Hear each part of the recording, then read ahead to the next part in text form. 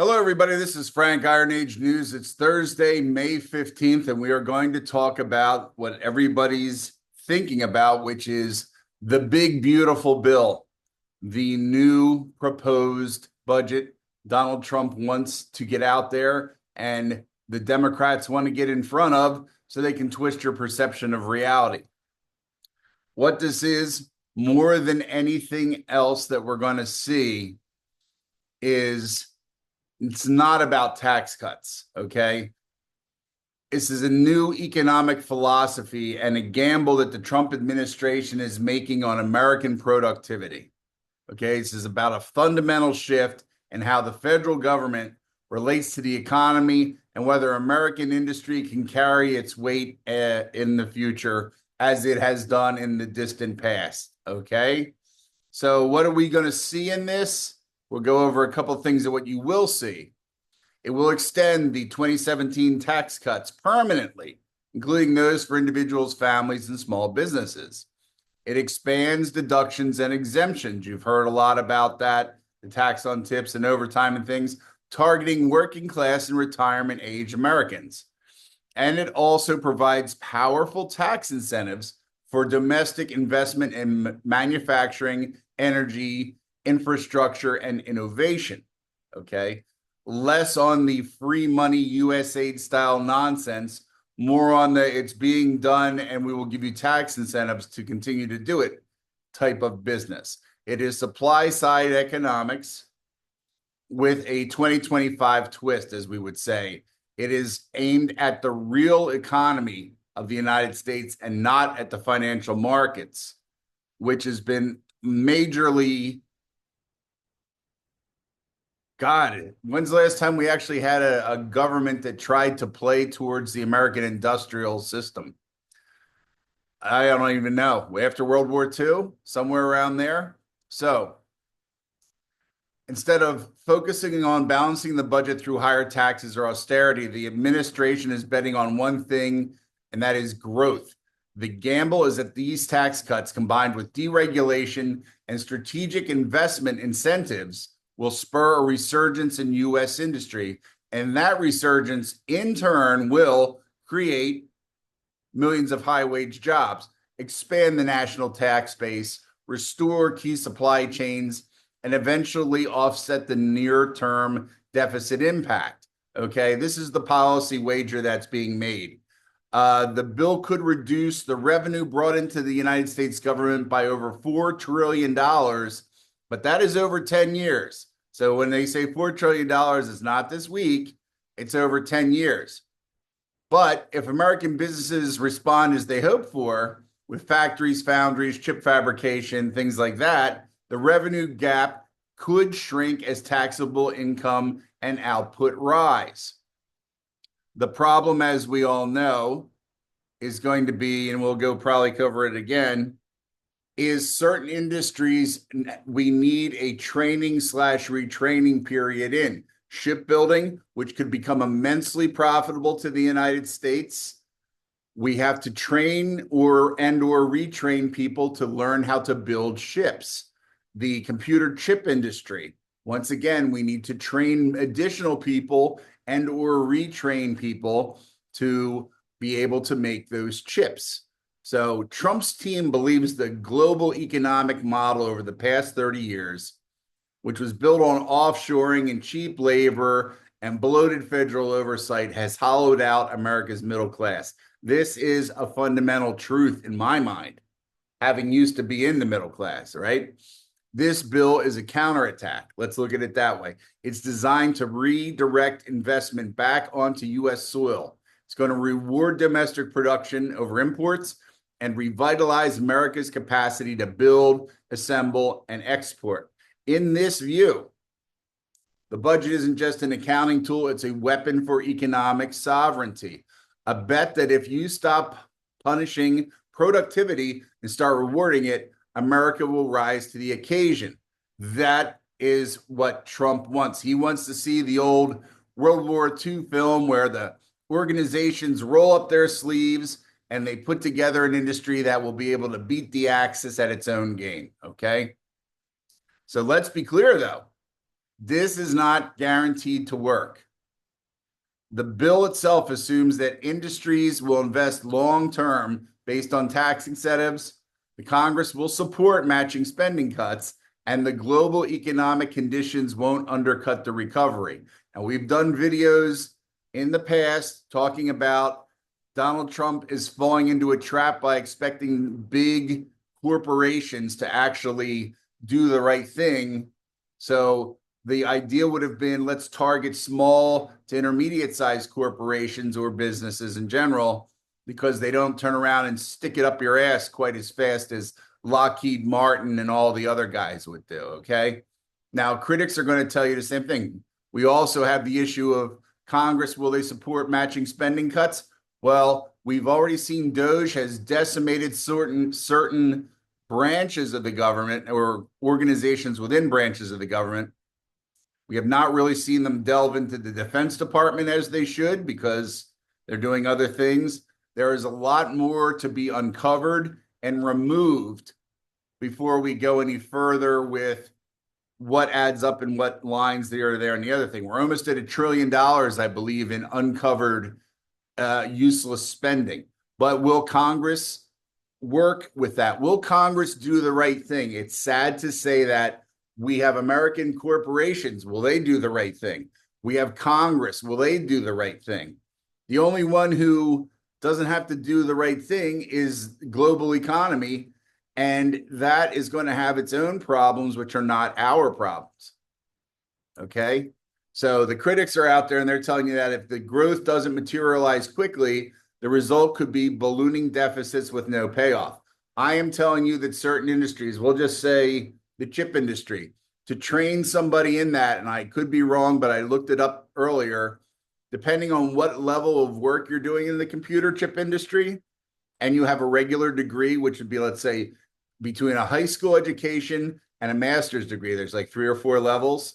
You're looking at 1 year to 2 years to 3 years in each of these areas to handle just the training to make you a competent worker. So Trump has to get this out there now so that he can fight off the barbarians while we are in our retooling phase. America will need to spend almost the entirety of Trump's administration in a retooling phase for some of these really high dollar job businesses like shipbuilding, the chip industry, and stuff like that.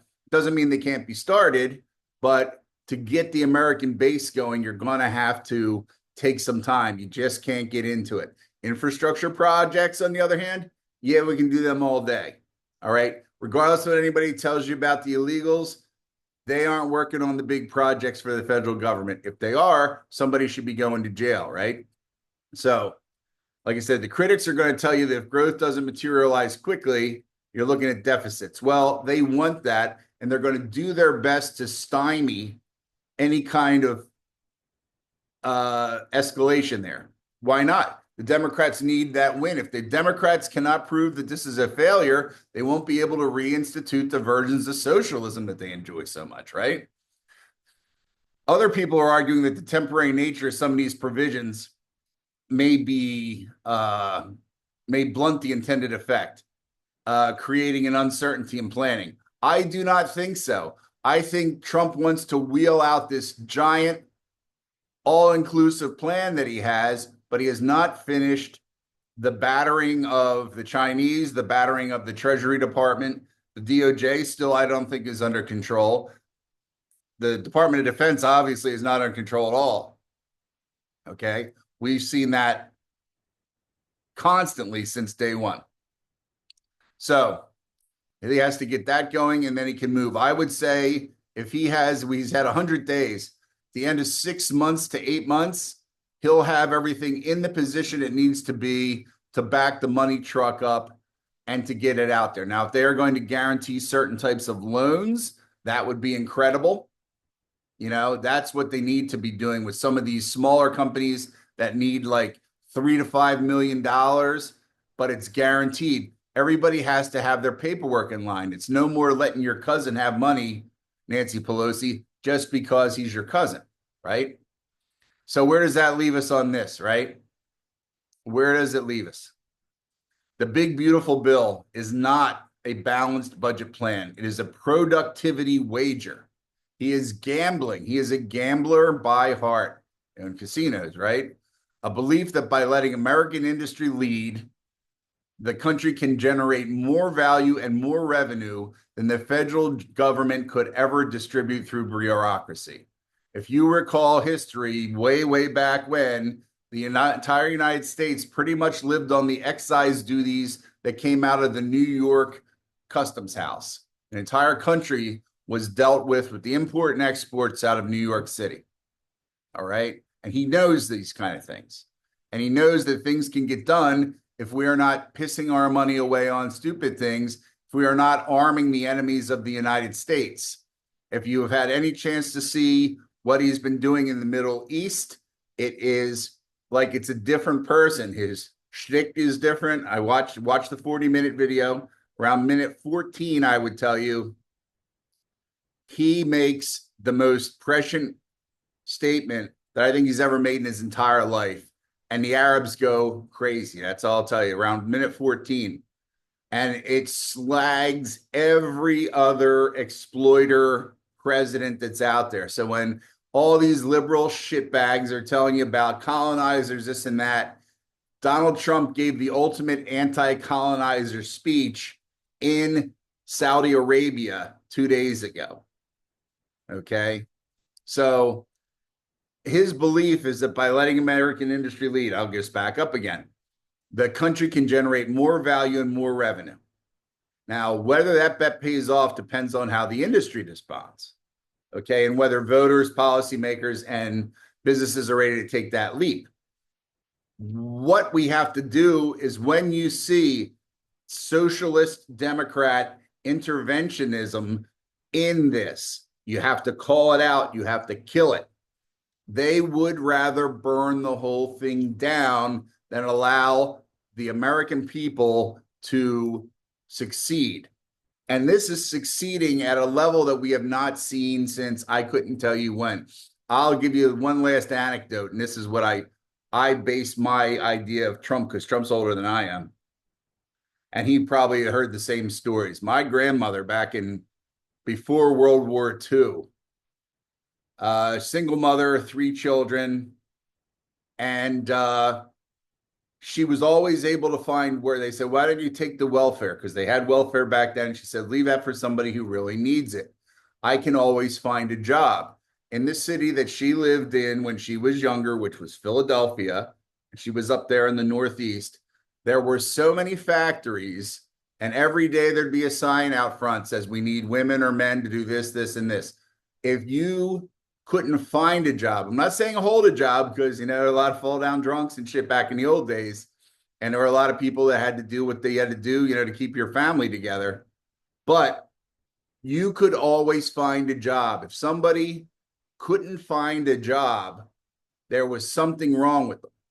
Now, they weren't all the greatest jobs, don't get me wrong. They were average jobs. Now, you wanted to be above average, then you had to work a little harder, right? And that's what we're talking about out there. You know, this is it. This is the last chance. If you are the working poor, if you are lower middle class, if you are middle class, whatever the hell that means anymore, this is your last big chance for upward mobility. Do not think that you are going to be Puff Daddy or Kanye or some athlete or some dope dealer or some bullshit when you could just buy into this plan for 3 more years. Buy into it for 3 more years. What have you got to lose? You have everything to gain. The average job that we were looking at on the shipbuilding side, just as a sailor, because you're not in the Navy, $55,000 to $70,000 working 8 months out of the year with full benefits, right? Let alone working in the shipyard. If you have friends that don't know, ask some older guy what a pipe fitter gets paid. Ask him what an electrician gets paid.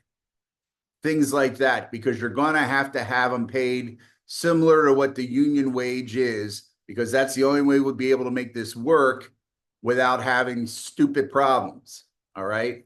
You are looking at the chance to get yourself away from the, you want to work at McDonald's, there's nothing wrong with it. Become a manager, become the manager of McDonald's, right? Because what you're going to see after Trump, and if they get rid of the Republicans, after the Republicans, is going to be a slashing of social services, because they're going to have to try to find a way to get all the slaves back that are being deported right now, and to make you as a poor American worth even less and more subservient. You're going to have to get it where they can catch you when you step out of line, and they will pull your money out from under you so fast your head will spin. If you don't believe me, just read the rhetoric that they have put out themselves. Read what the Democrats are talking about. They're saying, oh, I'm going to take money from the rich. All the rich have to do is move. All a rich man has to do is move. Or a rich woman. They do it now. They're destroying the United States by moving from area to area like a bunch of drunken monkeys. And they stay in a place long enough to suck all the goodness out of it. And then they move on to the next place and shit there and move around and do that. There is no geographic loyalty, let's say, because the mindset is a completely different mindset. 100% different than even the robber barons. Because the robber barons were not, I'm not saying they were great people, but they had a certain amount of social mores that they had to abide by, which the new generation, as you can see from the Puff Daddy video at the courtroom, does not feel the need to be constrained by. So let's get out there. Let's get the information. And anything we hear from the government, we will put out here. Anything that says it's going to give you workshops or this, that, or the other thing, this is your time. Straighten up. Less dope, less booze, less whatever. Get into the game now. It's a 3-year window. All right. And that's all I have to say on that. So that's the budget. Work with it as you will. And I'll talk to you later on. Bye.